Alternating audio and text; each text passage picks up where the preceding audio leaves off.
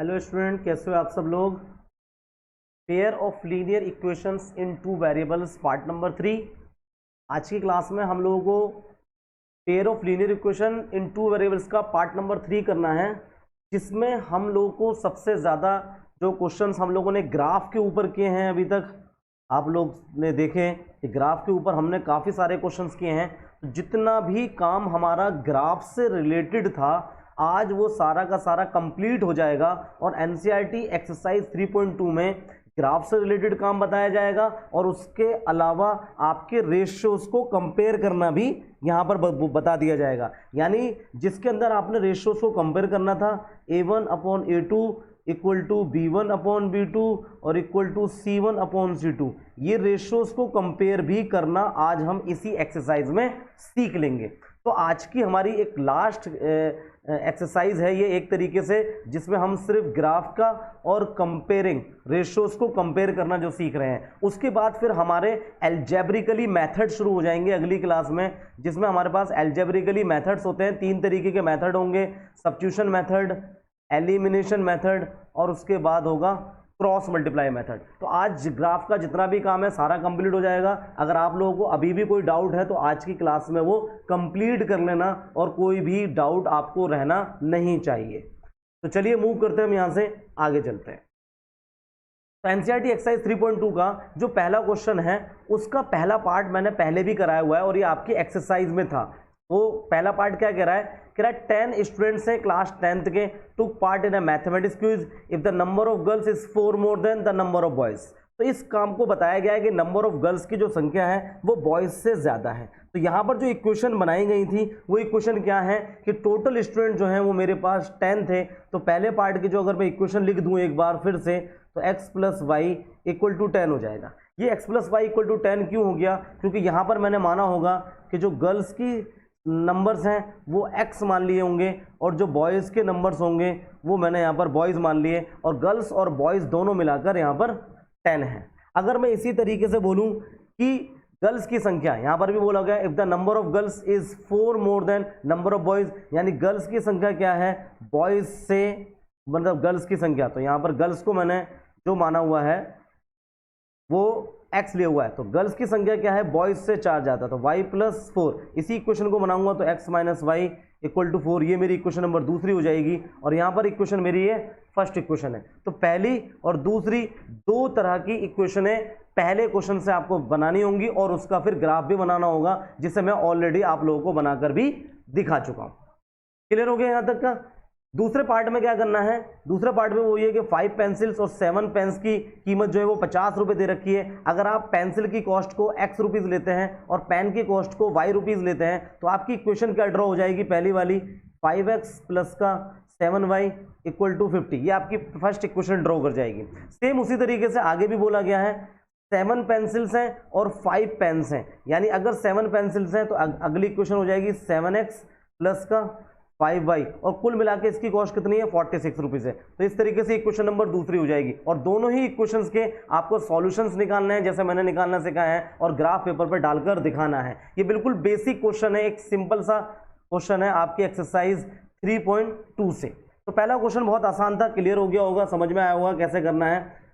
Move करते हैं हम लोग अपने क्वेश्चन नंबर 2 की ओर। क्वेश्चन नंबर 2 में क्या बोल रहा है कि ऑन कंपेयरिंग, आपको कंपेयर करना है, क्या चीज कंपेयर करनी है, रेशियोज कंपेयर करने हैं, ratios A1/A2, B1/B2 and C1/C2 और find out whether the line representing the following pair of linear equation intersect at a point parallel और कोइंसिडेंट। इसका मतलब यह है कि यहां पर अब आप लोगों को ग्राफ बनाकर नहीं देखना, इस रेशियोज को कंपेयर करने से आपको पता चल जाएगा कि जो ये लाइन ऑफ पेयर है, यानी ये जो पेयर है पहली इक्वेशन और ये जो दूसरी इक्वेशन है, ये पेयर में किस तरीके की लाइन बनाएंगे, यानी कि कंसिस्टेंट बनाएंगे या इनकंसिस्टेंट बनाएंगे, जिसमें आप इंटरसेक्टिंग एट वन पॉइंट होगी, पैरेलल होगी या फिर कोइंसिडेंट होंगी। तो यहां पर हमें रेशियोज के अकॉर्डिंग चेक करना है। तो पहले क्वेश्चंस का मैं चेक करके दिखाता हूं फर्स्ट वाला पार्ट में कि यहां पर आपको A1 की वैल्यू दे रखी है 5 है और उसी तरीके से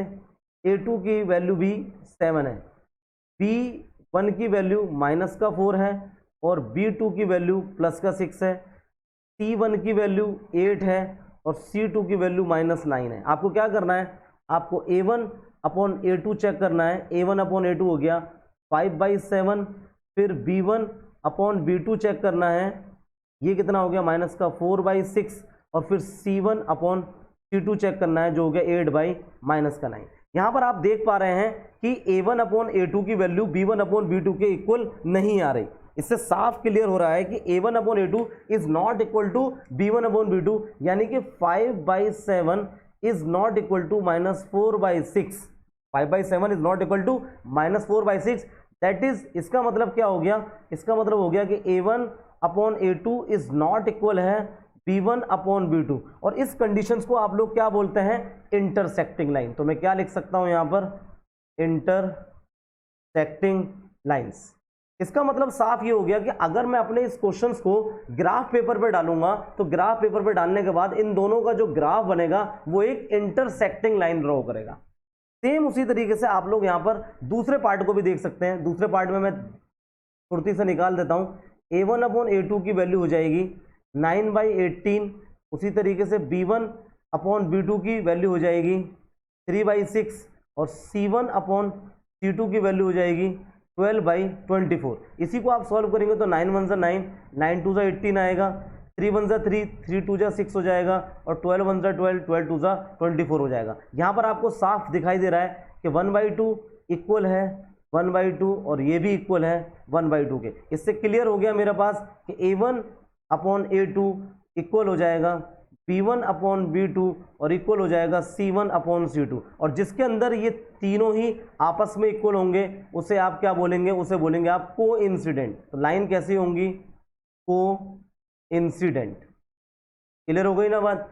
तो जब तीनों इक्वल होती हैं तो कोइंसिडेंट होती हैं, जब पहले वाला इक्वल नहीं होता तो उसे इंटरसेक्टिंग कहते हैं। और तीसरे वाले में भी आप लोग यहां पर चेक कर सकते हैं कि A1 अपॉन A2 इक्वल हो जाएगा 6/2, फिर ऐसे ही B1 अपॉन B2 इक्वल हो जाएगा -3 अपॉन -1, और C1 अपॉन C2 इक्वल हो जाएगा 10/9। यहाँ पर आपको दिख रहा है कि 2 1 2, 2 3 6, ये 3 हो गया, माइनस से माइनस कैंसिल करने पर ये भी 3 हो गया। यहाँ पर साफ क्लियर हुआ कि इंटरसेक्टिंग कौन सी वाली लाइन आ रही है, पैरेलल, क्योंकि A1 अपॉन A2 इक्वल आ रहा है B1 अपॉन B2 के, और इक्वल नहीं है C1 अपॉन C2 के। तो इस तरीके से हम लोगों ने रेशियोज के अकॉर्डिंग कंपैरिजन करना सीख लिया, यानी रेशियो के अकॉर्डिंग हम लोगों ने बिना ग्राफ पेपर के ये बात पता लगाना सीख ली कि हम किसी भी पेयर ऑफ लीनियर इक्वेशंस को बता सकते हैं कि वो इंटरसेक्टिंग होंगी, पैरेलल होंगी, या फिर कोइंसिडेंट होंगी। तो ये आपके एनसीईआरटी एक्सरसाइज का जो है वो 3.2 का 3.2 ही पढ़ रहे हैं ना हम लोग, 3.2 का क्वेश्चन नंबर 2 हो गया। मूव करते हैं क्वेश्चन नंबर 3 पे। तो जो क्वेश्चन नंबर 3 दे रखा है इसमें क्या करना है, इसको समझेंगे जरा ध्यान से। कहता है ऑन कंपेयरिंग, जब आप कंपेयरिंग करोगे इन रेशियोज को, find out whether the following pair of linear equation are consistent और इनकंसिस्टेंट। कंसिस्टेंट में कौन सी कंडीशन आती है, बार बार इस बात को बताया जा रहा है। कंसिस्टेंट, कंसिस्टेंट क्या होंगी, कंसिस्टेंट में एक तो आती हैं इंटरसेक्टिंग, क्योंकि जिसके सॉल्यूशन हो, और इंटरसेक्टिंग के बाद कोइंसिडेंट, ठीक है ना, कोइंसिडेंट भी कंसिस्टेंट कहलाएगा क्योंकि इसके सॉल्यूशन निकलते हैं। और इनकंसिस्टेंट में जो रखा गया है, इनकंसिस्टेंट में वो सिर्फ पैरेलल लाइंस आती है, parallel lines. Parallel lines inconsistent इसलिए होती है क्योंकि उसके अंदर एक भी सॉल्यूशन फाइंड आउट नहीं हो सकता। तो यहाँ पर आप सॉल्व कर सकते हैं, A1 अपॉन A2 इक्वल में हो जाएगा 3/2, यहाँ पर रखा 3/2। ध्यान रखिएगा ये पहली इक्वेशन है, और यहाँ पर ये इक्वेशन नंबर दूसरी है। फिर उसी तरीके से आप निकालेंगे B1 अपॉन B2 जो हो जाएगा आपका 2/-3, और फिर C1 अपॉन C2 इक्वल में हो जाएगा 5/7। यहाँ पर साफ दिख रहा है कि 3/2 इक्वल नहीं है 2/-3 के, ये इक्वल नहीं है। तो हम कह सकते हैं कि A1 upon A2 is not equal to B1 upon B2। गड़बड़ हो गई जी, बताइएगा। C2 है सर, वो तो -5 और -7 होगा ना। हाँ, असल में क्या है, अगर आप इसको इक्वेशन को इधर लेंगे तो वो आपका -5 आएगा, इसको आप इधर लेंगे तो वो -7 आएगा। लेकिन अगर मैंने उसको ट्रांसफर कर रखा है तो भी मेरा वही आएगा, क्योंकि यहाँ पर माइनस से माइनस कैंसिल हो जाएगा। आ गई ना बात समझ में? तो सर डायरेक्टली लिख सकते हैं? अगर हम डायरेक्ट भी लिख दें तो भी सही है, उसमें कोई इशू नहीं है। लेकिन जनरल फॉर्म जो लिखने का हमने बताया था वो a1x प्लस का b1y प्लस का c1 इक्वल टू 0 ये बताया गया। लेकिन अगर आप ऐसी सिचुएशन में डायरेक्ट लिख देंगे तो भी सही आएगा, a2x फिर b2y प्लस का c2 इक्वल टू 0 ये भी सही है, और ये वाला तरीका भी सही है, क्योंकि आप रेशियोज को कंपैरिजन कर रहे हैं। क्लियर हो गया? Yes sir. ओके, तो यहां पर हम लोगों ने दिख गया कि a1/a2 not equal to b1/b2 है, इसलिए लाइन कौन सी? ये क्या कहलाएंगे? ये कहलाएंगे कंसिस्टेंट। हम क्या बोलेंगे इसको? कंसिस्टेंट बोलेंगे। सेम दूसरे वाले इक्वेशन में देखेंगे हम लोग, इक्वेशन नंबर 2 में, कि a1/a2 इक्वल हो रहा है 2/4, और फिर यहाँ पर b1/b2 इक्वल हो रहा है -3/-6, और c1/c2 इक्वल में हो रहा है 8/9। यहाँ पर 2 1 ज़ा 2 और 2 2 ज़ा 4 आ रहा है, और यहाँ पर माइनस से माइनस कैंसिल हो गया, 3 1 ज़ा 3 3 2 ज़ा 6, यानी 1/2 इक्वल है 1/2 के, और नॉट इक्वल है 8/9 के। इससे साफ क्लियर हो रहा है कि a1/a2 इक्वल है b1/b2 के, और नॉट इक्वल है c1/c2। इसे आप क्या बोलेंगे? इसे बोलेंगे इनकंसिस्टेंट। इनकंसिस्टेंट समझ में आ गया ना? इनकंसिस्टेंट, क्योंकि ये लाइन कैसी ड्रॉ करेंगी? ये लाइन पैरेलल ड्रॉ करेगी। अगर लाइन पैरेलल ड्रॉ कर रही है तो कैसे उसके इक्वेशंस होंगी? वो इनकंसिस्टेंट इक्वेशन होंगी। तो क्वेश्चन नंबर 3 के 2 पार्ट समझ में आ गए। आगे और देखिए, क्वेश्चन नंबर 3 अभी कंटिन्यू है, क्योंकि उसके और भी पार्ट्स है, वो भी समझना है हम लोगों को। 3/2x पहले इक्वेशन जो दे रखी है, इक्वेशन नंबर 1, और ये इक्वेशन नंबर 2। सबसे पहले बोला 3/2x, यानी a1/a2 में आएगा मेरे पास 3/2। अब a2 को डिवाइड, तो डिवाइड का साइन लगाकर कितना है? 9। इसको आप सॉल्व करोगे तो 3/2 मल्टीप्लाई 1/9, इसका मतलब हो गया 3 1 ज़ा 3 और 3 3 ज़ा 9, यानी 1/6।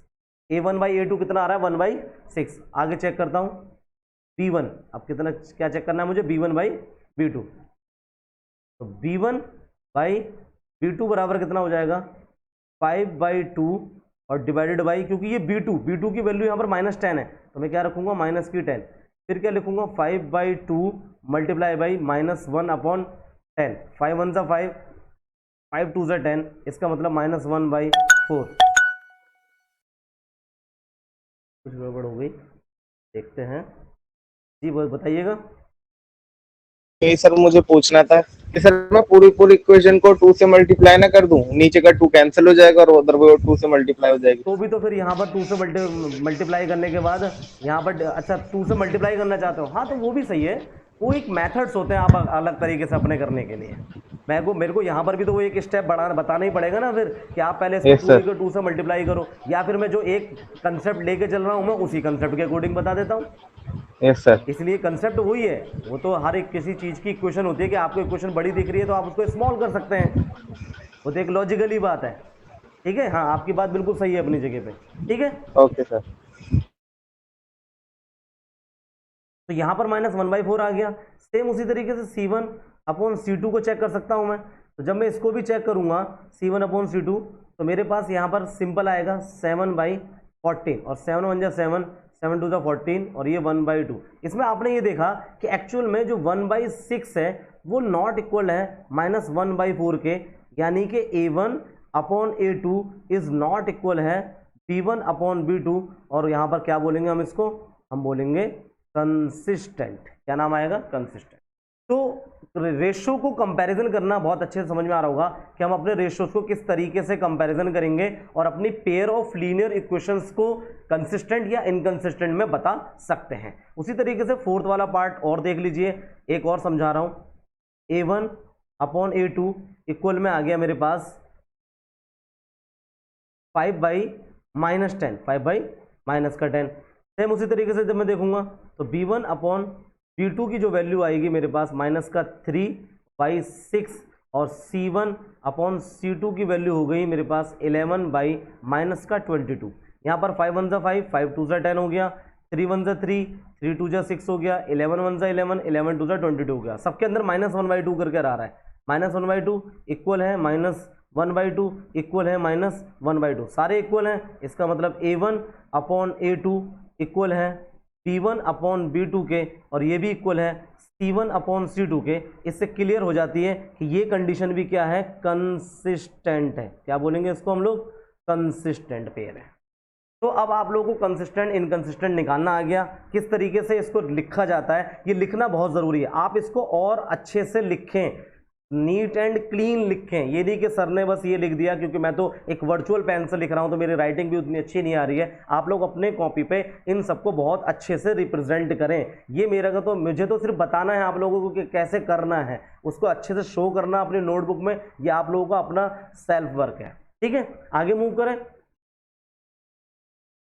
क्वेश्चन नंबर 4 में भी कह रहा है which of the following pair of linear equation are consistent और इनकंसिस्टेंट इफ कंसिस्टेंट। अब यहां पर एक कंडीशन लगा दी कि if consistent obtain the solutions graphically. जो भी इक्वेशन आपको pair of linear equation consistent लगती है उसका ग्राफ भी बनाइए। तो ग्राफ कैसे बनाते हैं ये तो बहुत अच्छे से क्लियर हो चुका है। अब बस यहां पर ये चेक करते हैं हम लोग कि कौन सी कंडीशन कंसिस्टेंट है और कौन सी इनकंसिस्टेंट है। तो पहले वाले में आ गया आपका A1 अपॉन A2 इक्वल में 1/2। फिर वही तरीका B1 अपॉन B2 इक्वल में 1/2, और फिर C1 अपॉन C2 इक्वल में 5/10। तो यहां पर आपने देखा कि ये सारे इक्वल हैं। 1/2 इक्वल हो गया, 1/2 इक्वल हो गया 1/2, और ये सारे आपस में इक्वल होने की वजह से आप इसको कह सकते हैं कि ये कंसिस्टेंट है। मैंने तो अपना आंसर यहीं पर खत्म कर दिया, लेकिन आप जब अपनी नोटबुक में करेंगे तो आप इसकी कंसिस्टेंट होने के बाद इन दोनों ही इक्वेशंस के सॉल्यूशंस निकालेंगे और उस सॉल्यूशंस को ग्राफ पेपर पे डालकर बताएंगे। अब आप खुद भी समझ रहे होंगे कि जब आप उसको ग्राफ पेपर पे डालेंगे तो कंसिस्टेंट कंडीशन अगर तीनों ही आपस में इक्वल हैं तो आपका ग्राफ कैसा बनेगा, आपका ग्राफ बनेगा कोइंसिडेंट लाइन। यानी आपकी लाइनें कैसे आएंगी, कोइंसिडेंट आएंगी। ये चीज ध्यान रखनी होगी यहां पर। अगर आपका ये बताता है कि लाइनें कोइंसिडेंट आ रही हैं, लेकिन जब आप ग्राफ पेपर पर डालते हैं और वहां पर तो कोइंसिडेंट नहीं आ रहा, तो कहीं ना कहीं आपके सॉल्यूशन निकालने में गलती हुई है। आपको अपने सॉल्यूशन चेक करने पड़ेंगे। क्लियर हो रही है बात। इस वाली इक्वेशन को देखते हैं, इक्वेशन नंबर 2 में यहां पर भी लिखा हुआ है A1 अपॉन A2 इक्वल आ रहा है 1/3। सेम उसी तरीके से B1 अपॉन B2 भी इक्वल आ रहा है -1/-3, और C1 अपॉन C2 इक्वल आ रहा है 8/16। अब यहां पर 8 1 जा 8 और 8 2 जा 16, यानी कि A1 अपॉन A2 इक्वल हो गया, माइनस से माइनस कैंसिल हो गया B1 अपॉन B2 के, और नॉट इक्वल आ रहा है C1 अपॉन C2 के। तो ये कंडीशन क्या हो गई, इनकंसिस्टेंट हो गई। इनकंसिस्टेंट में लाइन कैसे बनती है, पैरेलल बनती है। इससे एक साफ पता चला कि जो क्वेश्चन नंबर 4 है इसमें कंडीशन दी गई थी कि अगर कंसिस्टेंट हो तब उसका ग्राफ पेपर बनाकर देखिए, अगर कंसिस्टेंट नहीं है तो ग्राफ पेपर को मत बनाइए। आपने देखा कि यहां पर जो दूसरे नंबर का क्वेश्चन है वो कंसिस्टेंट नहीं है, तो इस सिचुएशन में मेरा यहीं पर आंसर स्टॉप हो जाएगा। आगे मैं इसका ग्राफ बनाने की कोई भी तैयारी नहीं करूंगा, यानी मैं ग्राफ को प्लॉट नहीं करके दिखाऊंगा। क्वेश्चन नंबर 4 में ये क्लियर हो गया। थर्ड वाले पार्ट को भी एक बार नजर मारते हैं कि थर्ड वाले पार्ट में क्या करना है। 2x + y है, तो A1 अपॉन A2 इक्वल में आएगा 2/4। फिर B1 अपॉन B2 इक्वल में आएगा 1/-2।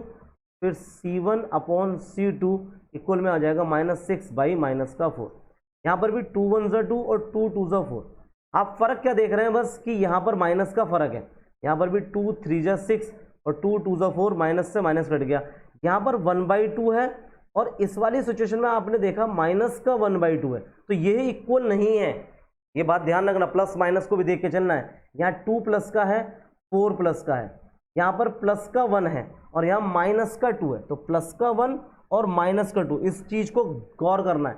इस कंडीशन में क्या निकला, A1 upon A2 is not equal to B1 upon B2, और लाइन पहली वाली हो गई, यानी कि ये कंसिस्टेंट हो गई, और कंसिस्टेंट के अंदर आप लोगों को ग्राफ पेपर बनाकर देखना पड़ेगा। इतनी बात क्लियर हो गई। तो ग्राफ पेपर बनाने के लिए कंसिस्टेंट और इनकंसिस्टेंट को पहले चेक करना है, चेक करने के बाद ग्राफ पेपर प्लॉट करना है। तो अब फोर्थ वाला तो आप खुद भी देख लेंगे कि किस तरीके से प्लॉट होगा। आगे समझ में। अब मूव करते हैं हम लोग अपने क्वेश्चन नंबर 5 की तरफ। क्वेश्चन नंबर 5 सबसे ज्यादा इंपॉर्टेंट क्वेश्चन है अभी तक का। कह रहा है half the parameter of a rectangle garden. एक रेक्टेंगुलर गार्डन है, पहले ये समझना है, rectangular garden whose length is 4 metre more, उसकी लेंथ 4 मीटर ज्यादा है देन इट्स विड्थ, उसकी विड्थ से 4 मीटर ज्यादा बोली जा रही है लेंथ। इस 36, अभी इस 36 क्या है, ये इस 36 जो है ये पैरामीटर है एक्चुअल में, ये वैल्यू किसकी है, पैरामीटर की। आपको निकालना क्या है, डायमेंशन ऑफ द गार्डन। तो डायमेंशन किसे कहते हैं, जैसे सपोज मान लीजिए कि एक रेक्टेंगल है, रेक्टेंगल के डायमेंशन का मतलब ही होता है लेंथ और ब्रेथ। लेंथ और ब्रेथ को आप क्या बोलते हो, डायमेंशन के नाम से जानते हो। अब पहली बात तो आपको विड्थ नहीं मालूम कि रेक्टेंगल की विड्थ कितनी है, सही है। मैं यहां पर पहले ये लेट कर लेता हूं कि length of the garden, length of the garden को अभी मैंने मान लिया x मीटर, ठीक है। Width of the garden, width of the garden, garden की विड्थ को मान लिया मैंने y मीटर। अभी मैंने लेट करा है सिर्फ कि उसकी विड्थ जो है वो y मीटर है, लेंथ जो है वो x मीटर है। अगर मैं पैरामीटर ऑफ रेक्टेंगल की बात करूं, ये पैरामीटर ऑफ रेक्टेंगल तो वो होता है 2 लेंथ प्लस ब्रेथ। इसका मतलब ये पहली कंडीशन आपके आ गई 2 लेंथ प्लस ब्रेथ की। अब आपसे कुछ और भी कहा गया है कि whose length is 4 metre more than its width, उसकी जो लेंथ है वो विड्थ से 4 मीटर ज्यादा है। पहले तो आप अकॉर्डिंग टू क्वेश्चन देखिए, उसकी जो लेंथ है, यानी जो लेंथ है वो विड्थ से 4 मीटर ज्यादा है, विड्थ से 4 मीटर ज्यादा है। आप इसको लिख सकते हैं x minus y equal to 4, ये आपकी एक इक्वेशन बन गई। अब इसके बाद भी कुछ और है, उसने बोला है half the parameter of rectangle, यानी रेक्टेंगल का जो भी पैरामीटर है उसका हाफ। तो आपकी कंडीशन क्या है, ये पैरामीटर ऑफ रेक्टेंगल होता है 2l प्लस बी, उसका हाफ कितना बता रखा है, 36 मीटर। ये समझना है, इस लाइन को समझना है, half the parameter of rectangle garden whose length is 4 metre more than its width is 36 metre. यानी पैरामीटर तो ये है और इसका हाफ कर दिया मैंने, डिवाइड बाई 2 कर दिया, और ये डिवाइड बाई 2 करने के बाद किसके इक्वल आ रहा है, 36 बराबर 2 से 2 कैंसिल कर दिया, x प्लस कितना हो गया y। ये इक्वेशन आपके नंबर दूसरी हो गई। तो आपको ये वाली इक्वेशन तो आसानी से समझ में आ जाएगी कि कैसे बनेगी। इस वाली इक्वेशन में थोड़ा सा दिमाग लड़ाना है, क्योंकि पहले ही बोला है पैरामीटर का हाफ। पैरामीटर आपके सामने मैंने लिखा, ये पैरामीटर होता है, इसका हाफ करूंगा तब जाकर कितना निकलेगा, 36। तो पैरामीटर 2l प्लस बी का मैंने हाफ कर दिया, जो किसके इक्वल है, 36 के इक्वल बताया गया है। तो 2 इक्वेशन आ गई। अब आपको यहां से क्या करना है, डायमेंशंस निकालना है। डायमेंशन निकालने के लिए आपको x और y की वैल्यू सॉल्व करनी है। अब आपने अपने 9th क्लास तक में इसके वैल्यू को सॉल्व करना सीखा होगा, मैं यहां पर बता रहा हूं। इसको मैं लिख सकता हूं x बराबर 4 प्लस वाई। अब यहां पर लिखूंगा कि putting the value of x in equation number 2, equation number 2 में रख देता हूं। तो 36 बराबर x की जगह पे हो गया 4 प्लस वाई और प्लस का y, यहां पर हो जाएगा 36 माइनस 4 इक्वल में 2y। ये कितना बचेगा, 32 डिवाइड बाई 2 इक्वल में y। 2 से इसको कैंसिल कर दिया 16, यानी y की वैल्यू कितनी आ गई, 16 मीटर आ गई। अब y कौन माना हुआ है आपने, y माना है विड्थ ऑफ द गार्डन, सही है।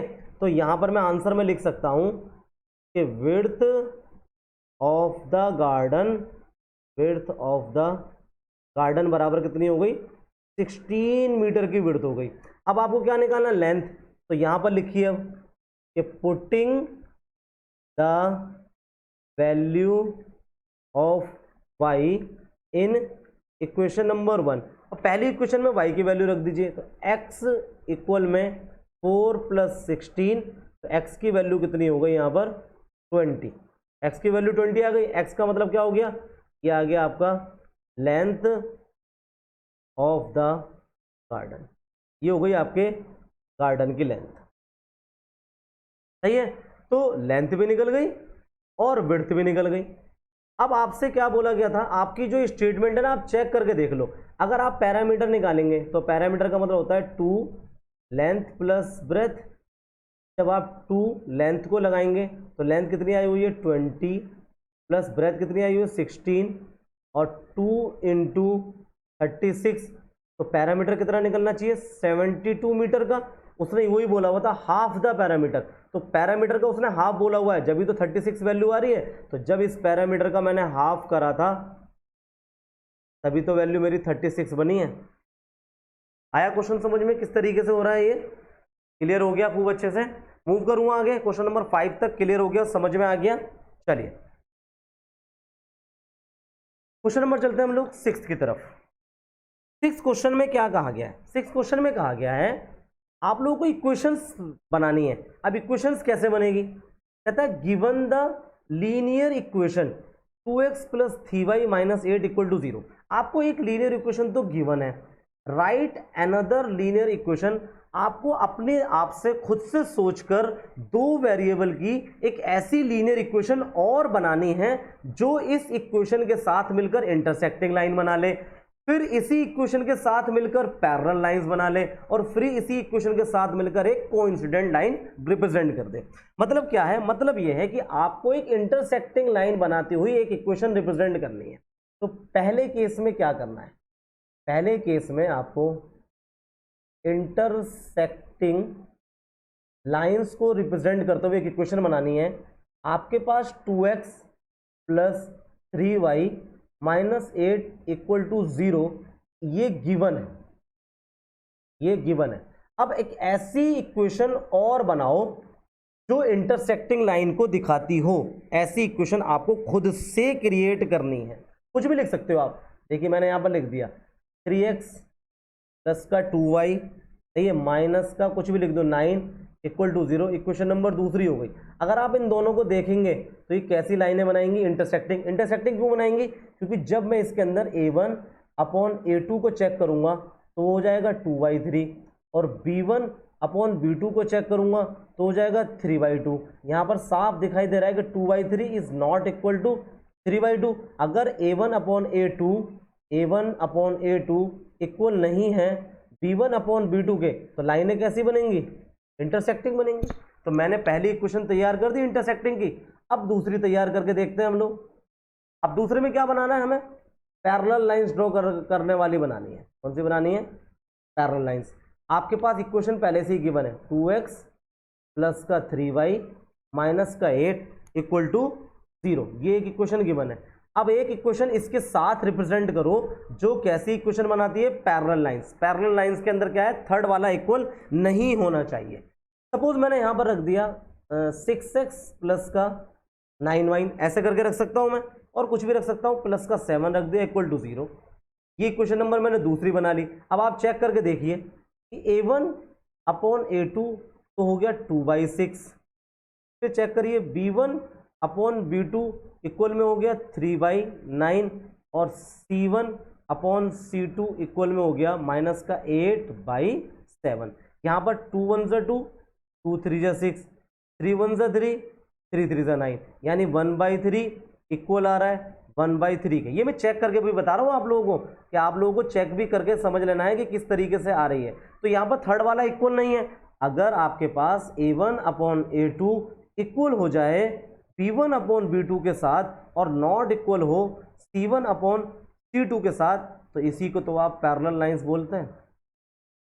तो मुझे एक इक्वेशन गिवन दी गई थी और मुझसे कहा गया था कि एक इक्वेशन आप और रिप्रेजेंट करिए ताकि जो इसके साथ में क्या बना ले, पैरेलल लाइंस बना ले। सेम उसी तरीके से आपको थर्ड कंडीशन भी करनी है। थर्ड कंडीशन में आपको क्या दिखाना है, कोइंसिडेंट लाइन। तीसरे वाले में कोइंसिडेंट रिप्रेजेंट करना है, कोइंसिडेंट। अब कोइंसिडेंट के लिए क्या करना पड़ेगा, पहली इक्वेशन गिवन है आपके पास 2x प्लस 3y माइनस का 8 इक्वल में 0, ये इक्वेशन गिवन हो गई।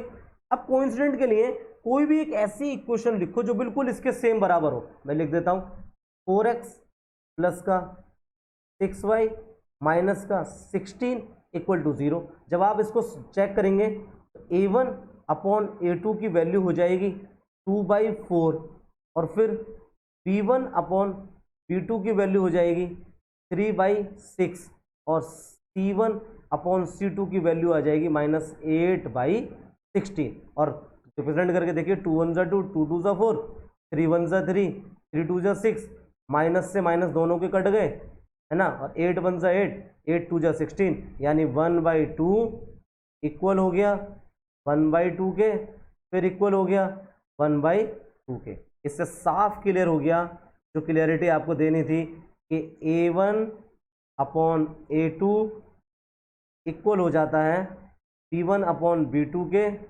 और इक्वल हो गया c1 अपॉन c2 के। तो ये आपकी कौन सी लाइन रिप्रेजेंट कर रही है, ये लाइन रिप्रेजेंट कर रही है को इंसिडेंट लाइन। तो इस तरीके से आपके सामने कोई भी एक सिंगल इक्वेशन हो सकती है और उसी से रिलेटेड आपको कोई और इक्वेशन भी रिप्रेजेंट करने के लिए आ सकती है। तो क्वेश्चन नंबर 6 क्लियर हो गया। मूव करते हैं अगले क्वेश्चन नंबर 7 की तरफ। क्वेश्चन नंबर 7 में क्या करना है, draw the graph of the equation. आपके सामने एक इक्वेशन ऑलरेडी मेंशन है, तो दूसरी इक्वेशन भी मेंशन है। कहता है इसका ग्राफ बनाइए और डिटरमाइन, ये नहीं ये बात पता करके बताइए कि coordinate of the vertices of the triangle. जो ट्राइंगल बनेगा कहां पर बनेगा, एक्स एक्सिस पे बनने वाले ट्राइंगल के कोऑर्डिनेट। अब मैंने आपको ये क्वेश्चन ऑलरेडी बता भी रखा है। और फिर ट्राइंगुलर बनने के बाद शेड द ट्राइंगुलर रीजन, और फिर उसके ट्राइंगुलर रीजन को शेड करके बताना है। तो पहला काम क्या करना है, पहला काम आपका वही है कि आपको x minus 1 plus 1 equal to 0, ये आपकी पहली इक्वेशन है, आपको इसको सॉल्व करना है और इसके 3 सॉल्यूशन निकालने हैं। अब 3 सॉल्यूशन निकालने के लिए यहाँ पर आप डायरेक्ट भी लिख सकते हैं। डायरेक्ट कैसे लिखेंगे वो भी, जैसे मेरे को पहले भी बोला गया था कि डायरेक्ट लिख दिया जाए तो ज़्यादा बेहतर है। डायरेक्ट लिखने के लिए मैं लिख सकता हूँ x बराबर -1 प्लस का y। क्लियर है। अब आपको वैल्यू पुटअप करनी है और यहाँ पर क्या बना के चलना है, एक बॉक्स बना के चलना है। तो पहले आप एक बॉक्स ड्रॉ कर लीजिए यहाँ पर इस टाइप से। फिर से जिसको अभी भी प्रॉब्लम है वो फिर से देख लें कि उसको दिक्कत नहीं होनी चाहिए, क्योंकि आज ग्राफ का काम लास्ट हो रहा है। अब आप अपनी तरफ से y की वैल्यू 0 रख दीजिए, y की वैल्यू 0 रखोगे x की वैल्यू -1 आ जाएगी। y की वैल्यू 1 रख दीजिए तो x की वैल्यू क्या हो जाएगी 0। y की वैल्यू 2 रख दीजिए तो x की वैल्यू क्या हो जाएगी +1। ये इतने सॉल्यूशन निकल गए इतनी आसानी से। सेम उसी तरीके से आप दूसरी इक्वेशन के भी निकाल सकते हैं। 3x प्लस का 2y माइनस का 12 इक्वल टू 0, यानी 3x इक्वल में 12 माइनस का 2y और x की वैल्यू हो जाएगी 12 माइनस का 2y डिवाइडेड बाई 3। अब आपको यहाँ पर फिर से बॉक्स बना दीजिए और रखते जाइए वैल्यू। अपने माइंड में कैलकुलेशन करिए बस आप, किस तरीके से आप कैलकुलेट करते हैं। क्लियर है ना। तो ये बहुत आसान सा है, इतना मुश्किल नहीं है। अब आपको y की वैल्यू रखनी है, यहाँ रखो पहले x, हाँ y की वैल्यू 0 रख दो, तो 0 रखते ही ये 0 हो जाएगा। 3 4 12, x की वैल्यू आ गई 4। अब y की वैल्यू फिर रखिए कुछ ना कुछ, y की वैल्यू यहाँ पर मैं 4 रख दूँ, 4 2 8 हो जाएगा। 5 रखूंगा या 6 रखूंगा, चलो मैं y की वैल्यू 6 रख देता हूँ। 6 रखूंगा तो x की वैल्यू 0 हो जाएगी। अब यहाँ पर क्या रखूंगा मैं, y की वैल्यू 3 रख देता हूँ। 3 2 जा 6, 12 में 6 जाएगा 6, और 6 को 3 से डिवाइड करूंगा 2, तो x की वैल्यू कितनी आ जाएगी 2। इस तरीके से आपका कॉलम बन जाते हैं। और इन दोनों ही कॉलम को अब आपको क्या करना है, ग्राफ पेपर पे डालना है। और ग्राफ पेपर पे डालने के बाद x एक्सिस पे बनने वाले ट्राइंगल, यानी ट्राइंगल जो x एक्सिस पे बनेगा उसे शेड करके दिखाना है। अब देखो इसका ग्राफ कैसे बनेगा, मैंने बनाया हुआ है, आप उसको ध्यान से देखें कि इन पॉइंट्स को डालने पर किस तरीके से ग्राफ ड्रॉ होगा। तो जब आप उसके पॉइंट्स को यहाँ पर रिप्रेजेंट करेंगे तो आपका ग्राफ कुछ इस तरीके से जाएगा। यानी ये वाली लाइन थी आपकी x minus y equal to में -1, और ये था 3x plus 2y equal to में 12। ग्राफ बन गया। ग्राफ बनने के बाद आपने शेड कर दिया इसको x एक्सिस पे। बस आपसे यही बोला गया था कि x एक्सिस पे बनने वाले ट्राइंगल्स को दिखाइए और उसको शेड करिए। अगर आपसे पूछता है कि इसके कोऑर्डिनेट बताइए, तो ट्राइंगल का नाम लिखिए a b c। आप इसके कोऑर्डिनेट भी लिख सकते हैं। a का कोऑर्डिनेट हो गया यहाँ पर 2 3, b का कोऑर्डिनेट हो गया यहाँ पर -1 0, और c का कोऑर्डिनेट हो गया यहाँ पर 4 और 0 ये कोऑर्डिनेट हो गए। अगर आपसे कहता है कि आप अपने ट्राइंगल का एरिया भी निकालिए तो वो भी समझ लीजिए इसी क्वेश्चन में। एरिया निकालने के लिए आपको क्या देखना पड़ता है, एरिया दिखाने के लिए आपको देखना पड़ेगा कि ये यूनिट कितनी है। देखो एक यूनिट, यहाँ से 2 फिर 3 4 5, तो बेस कितना है 5 यूनिट, और इसकी हाइट कितनी है एक्चुअल में। हाइट यहाँ पर देखिए, इसको मिलाइए तो कितने यूनिट हाइट आ रही है इसकी एक्चुअल में, ये 3 यूनिट हाइट आ रही है। तो आप यहाँ लिख सकते हो area of triangle A B C. अगर आपको ए बी सी का एरिया निकालना है तो half into base into height, और आपका हाफ बेस कितना दे रखा है यहाँ पर 5 यूनिट का था, और हाइट कितनी हो गई 3 यूनिट की हो गई। तो इसका मतलब हो जाएगा 15/2 यानी कि 7.5 स्क्वायर यूनिट्स। इस तरीके से आप एरिया भी फाइंड आउट कर सकते हो शेडेड रीजन का। तो ये आज की आपकी एक्सरसाइज 3.2 पूरी तरीके से कंप्लीट हो गई। अब अगली क्लास में हम लोग जो पढ़ेंगे वो एल्जेब्रिक मेथड्स पढ़ेंगे। एल्जेब्रिक मेथड में हम शुरू करेंगे सबसे पहले सब्स्टिट्यूशन मेथड, और उसके बाद फिर एलिमिनेशन मेथड से हमारी क्लास स्टार्ट होगी। आई होप कि ज़रूर आप लोगों को ये क्लास यहाँ तक समझ में आ गई होगी, कोई इशू नहीं होगा किसी भी तरीके का। और यहाँ तक का काम आप ज़रूर अपना कंप्लीट करके रख लें। मेरी वर्कशीट तैयार हो जाएगी तो मैं जल्द से जल्द आप लोगों को वो प्रोवाइड कर दूंगा। तो इन्हीं शब्दों के साथ मैं अपनी बात को ख़त्म करता हूँ। Okay, thank you so much.